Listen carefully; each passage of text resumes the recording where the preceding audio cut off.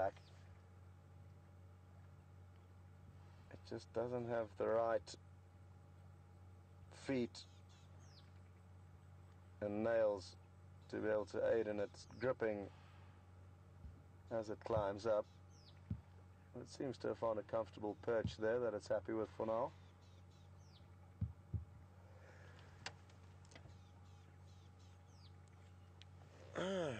What's this that's coming down to drink on the other side? I think it's a bushbuck. Yes, it is.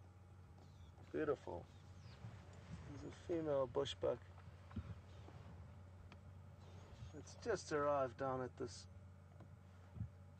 northern edge of the waterhole, and you can see she's very nervous, and rightfully so. She's alone, and she's got her head down there. You wouldn't be able to see anything creeping up on her from behind. And she will also be cautious of the threat coming from inside the water. There are crocodiles in some of the ponds and dams in the Sabi Sands. Sadly not this one, but she's not 100% aware of that, so let's watch how long she manages to... Oh! Imagine just trying to enjoy a drink, quench your thirst, but you are absolutely terrified because you don't know what may be stalking you.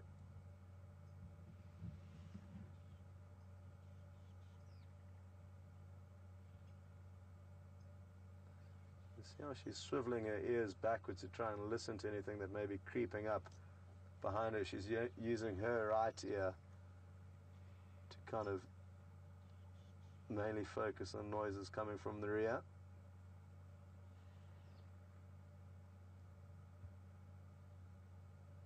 So unlike the Inyala, the bushbuck only has the white spots. It doesn't have the vertical white stripes.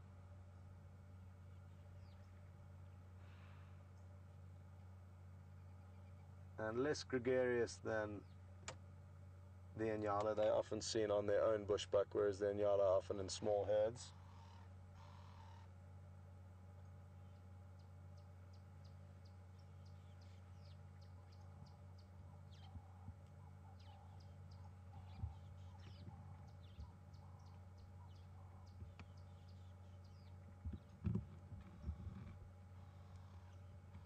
Andrew did send through a message, everyone, mentioning that there's a lot of people that would like me to head towards the hyena den sites, and I think that's a marvelous idea. So I will be doing that. When we head off from here, we will make our way down to the hyena den site. What time's it been kind of most productive, Brian? Luck of the draw? Luck of the draw, I would say probably between 6 and half 6. Okay. Cool. So good idea, and thanks for that suggestions, all those suggestions to whoever it was that did send them through. And I have heard a lot about this hyena den sites, and I'm so happy that there is one now, because we seriously did miss having one for the majority of the last 2.5 months that I was here. We had one kind of in the beginning of the production for a couple of weeks, but kind of around the middle of December they abandoned that den site and moved on, and we couldn't find where they moved to.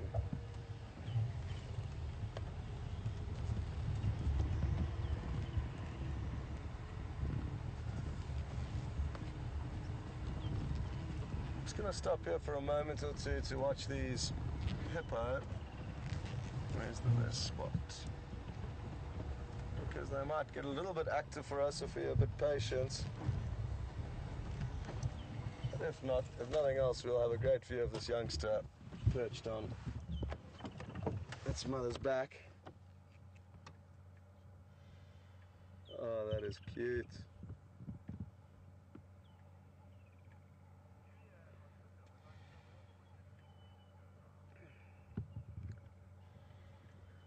Julia on Twitter has just asked where the woodlands kingfishers will start heading as they migrate off, and they head towards Central Africa and North Africa. So they're intra-African migrants. They don't leave the continent. but do head up to the central and slightly northern parts.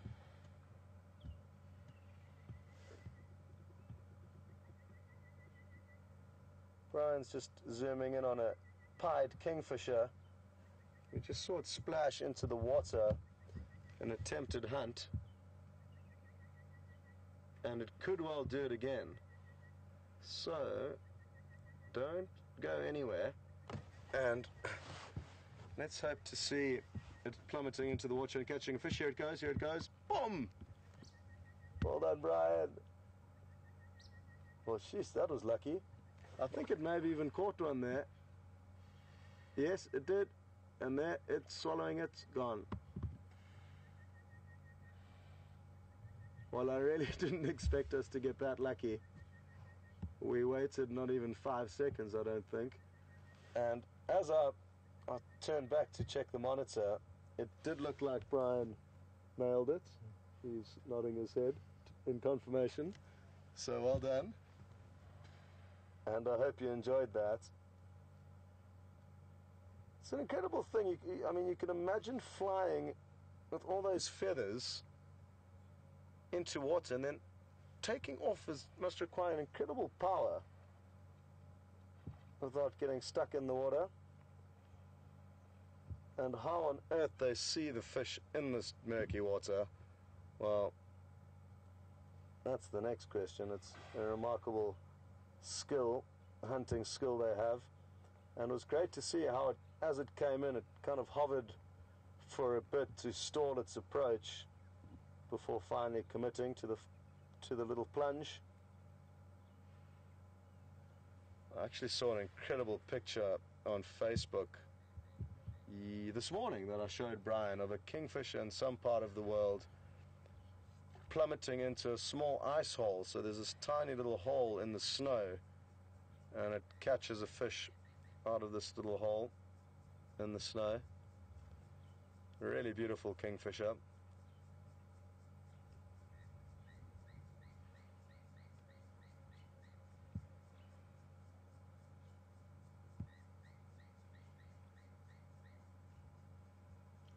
Well, maybe we'll give it another minute with this kingfisher. It may show off its skills again.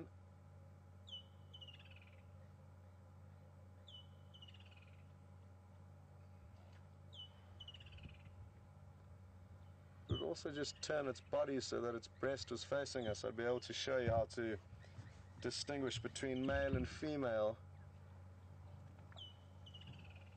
But sadly this one, well, when they are sitting broadside, you cannot see that breast of theirs, which is critical for sexing the pied as well as the giant kingfisher.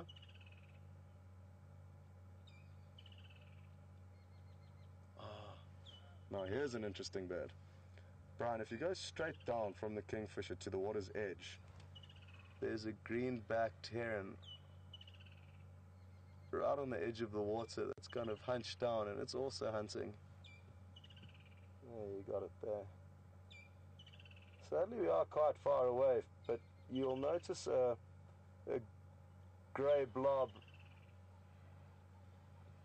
on the kind of just off the sensor to the right. And that's a green-backed heron. Go ahead for Scots.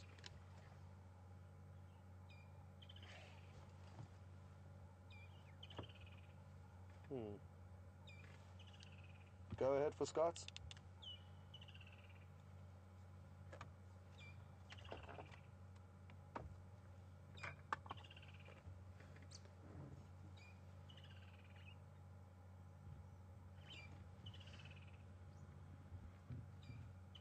So now, you got it. Well done, Brian. Oh my, and it's got a fish. Brian got it, the pied kingfisher got it. Well done.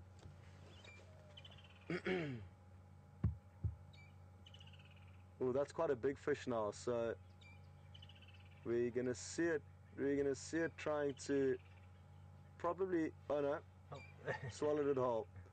what I was going to say is that we're probably going to see it, or potentially see it, trying to kill the fish by hammering its head against a branch, but because that fish was of a reasonable size. I imagine that fish squirming around in your stomach. It must be quite something. Yeah, I mean, it's like us swallowing a steak that's still kicking. You know, it's hard to comprehend what happens in your stomach. Anyway, the good thing is it's turned itself around, and now that it's facing, oh, can you believe it? 3 in a row. Well, life is good here at Buffelshoek Dam, good for fishing at least. But even now that it's sitting there, you can potentially see 2 stripes, a thicker stripe across its breast with a thinner stripe below. Oh no, it's very difficult, it's far away. But the male essentially has a bow tie and a cummerbund, so 2 stripes across its chest, whereas the female's only wearing a bra, so she'll only have 2 dots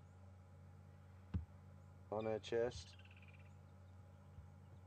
or 1 stripe across the top, essentially. I wonder where the female is, because it's only been this one that we've been watching, and I mean, at this rate, you wonder how many fish it goes through a day, because it's caught about 3, all of a decent size, in about 5 minutes, which is incredibly good going. Surely not again. Oh, now we're getting the hover. Well done, Brian. This is awesome.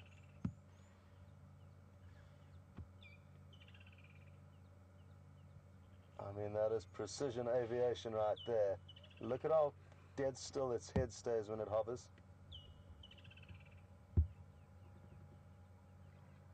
Well, 3 out of 3 was good hunting. 3 out of 4 still a good strike rate, 75%. And there, I guess, he didn't commit to an actual plunge. So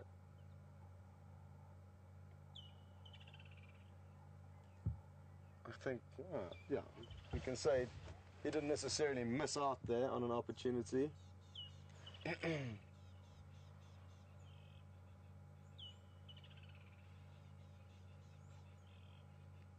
Out of all the time spent sitting at this dam hoping to see a pied kingfisher hunting, it's never happened until today. And then, boom, boom, boom, 3 kills in a row.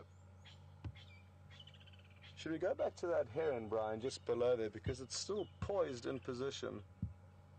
And I'm very interested to see how long it will actually sit poised there before it strikes.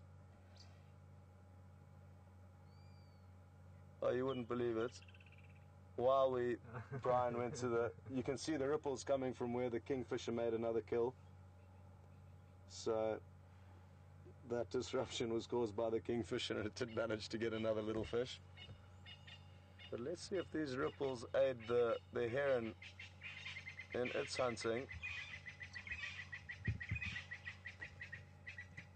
Needs to evidently have a lot more patience than the kingfisher, because it has to wait for its prey to come up to it before it...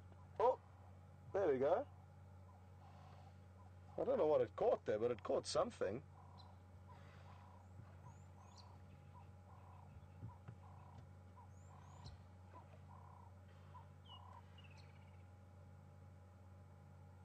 And that must require some intense focus and patience to be able to sit there and hold that pose for sustained periods of time, hoping for something to swim past that it can dart its beak at.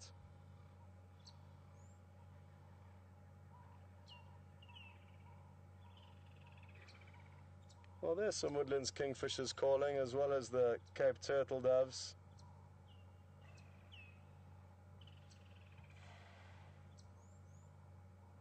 And that, combined with the hippos taking these deep breaths and the kingfish hunting, are all making for quite a wonderful setting here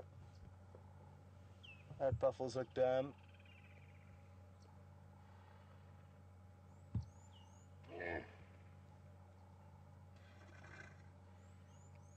Come on, give us a proper call. There we go.